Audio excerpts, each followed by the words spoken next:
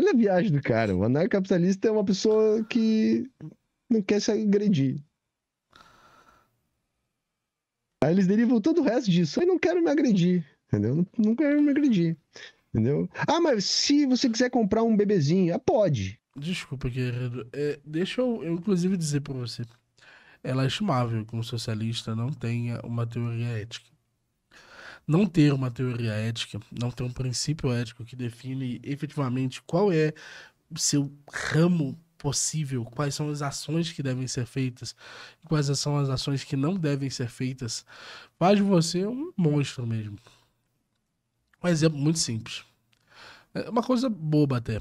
A revolução, se a revolução tivesse a um estupro de distância, um estupro de distância, você deixaria de realizá-lo?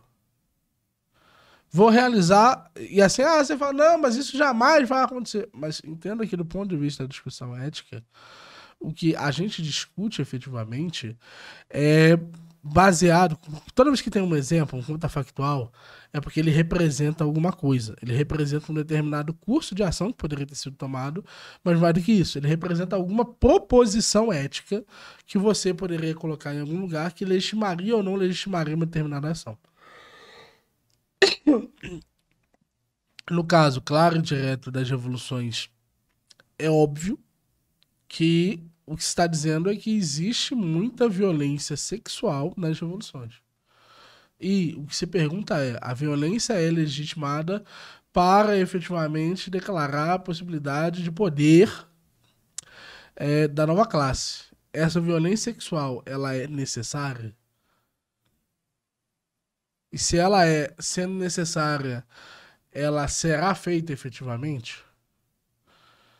Veja, a tortura.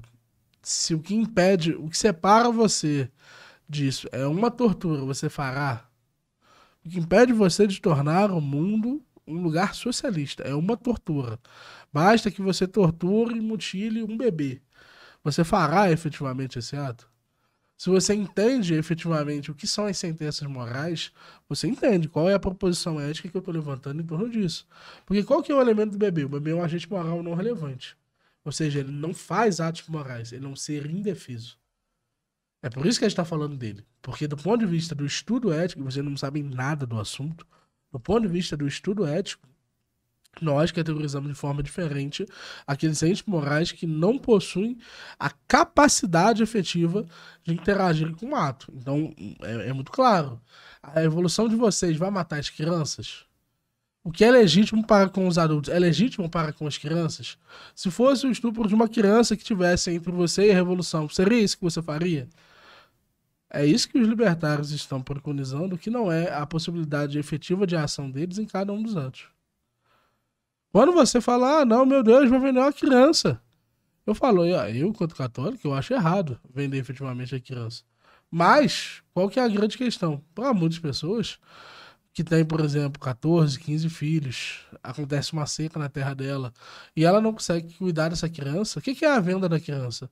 O que é a venda da tutoria da criança? Você está cedendo, é uma cessão de obrigações. Essa cessão de obrigações garante que a obrigação que você tinha com o seu filho, ela agora é de outra pessoa. E quando você faz isso, isso pode ser literalmente a diferença fundamental entre a criança sobreviver ou não. E esse valor pode ser perfeitamente a diferença entre as outras 13 crianças sobreviverem ou não. E aí o que você vai dizer? Você vai dizer que você não quer que esse ato aconteça? Você não quer que essas crianças sobrevivam? É isso que você quer me dizer, Humberto Matos. Então veja que quando você não sabe ética, você passa muito vergonha. Assim, pode não passar vergonha no senso comum. A maior parte das pessoas não enxerga isso como problemático. A maior parte das pessoas não se questiona acerca dos elementos éticos. Mas qualquer pessoa que tem o mínimo de vontade de ser uma pessoa intelectualmente levada a sério, ela precisa entender que a sua teoria é efetivamente uma teoria filosófica, uma teoria sociológica, uma teoria econômica, uma teoria política, uma teoria ética. Seja lá o que você defenda, ele está incorporado em todos os aspectos da vida.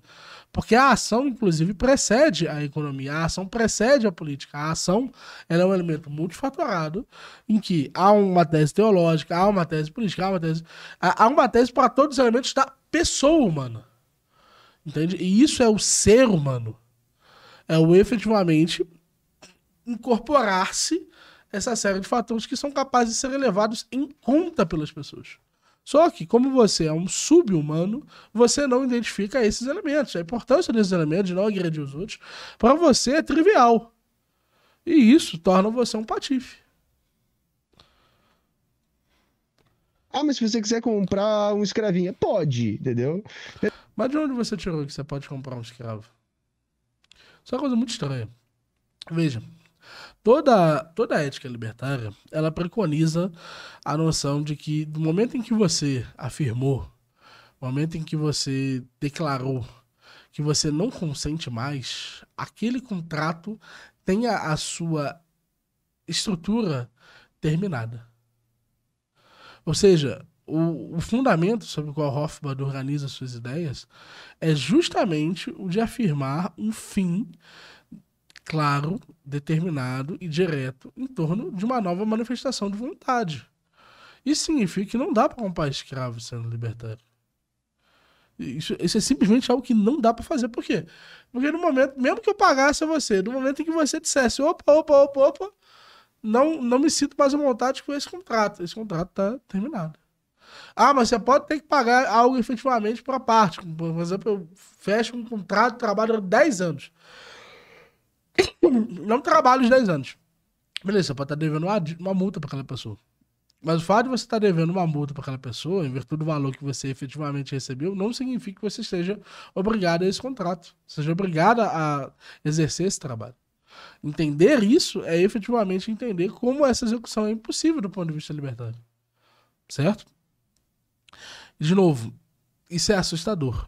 É assustador por quê?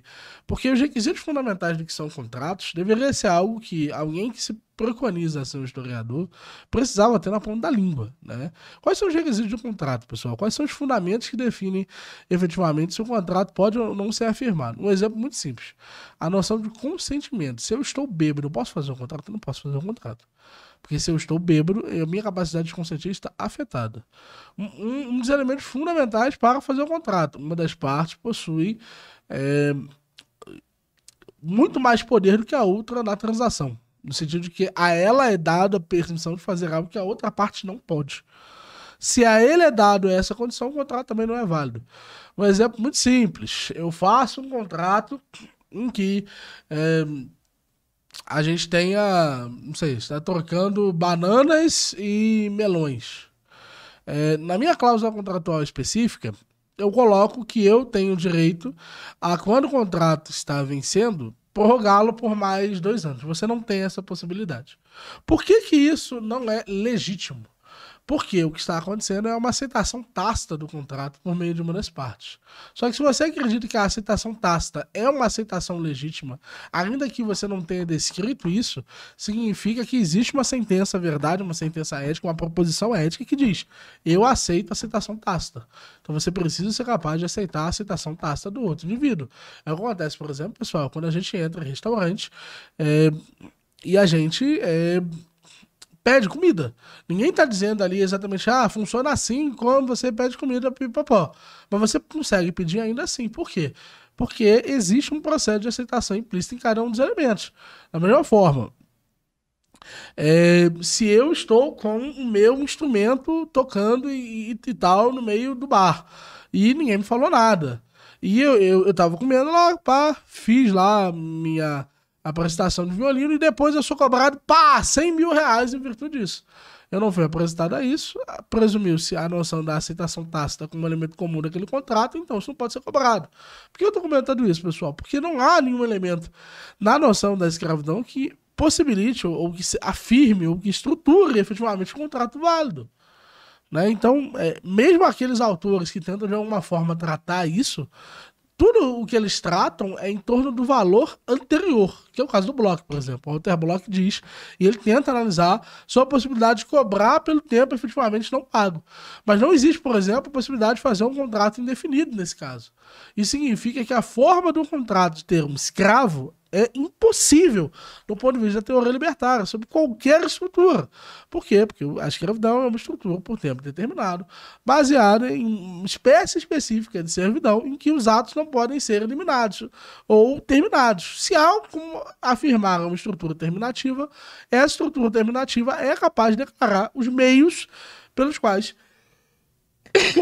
aquele contrato vai se firmar e, portanto, esse outro contrato ele é inaplicável na anarcocapitalismo. Eu não acho que o Humberto Matos conheça nada disso. Né? Eu não acho que se ele for pedir a ele para que ele cite 5 requisitos do contrato, ele será capaz de nomear 5 requisitos. Por quê? Porque ele não é um cara sério. Porque a teoria dele não é séria, a forma como ele apresenta essas coisas não é sério. Inclusive, a forma como ele fala é uma forma extremamente arrogante. Tudo é que for acordado no mercado pode. Na verdade, é justamente o contrário, né, gente? O libertarianismo, ele preconiza, na verdade, que o mercado está orientado em virtude desse princípio de não agressão. Isso significa que existe uma série de mercados e de possibilidades que não são possíveis. Ponto.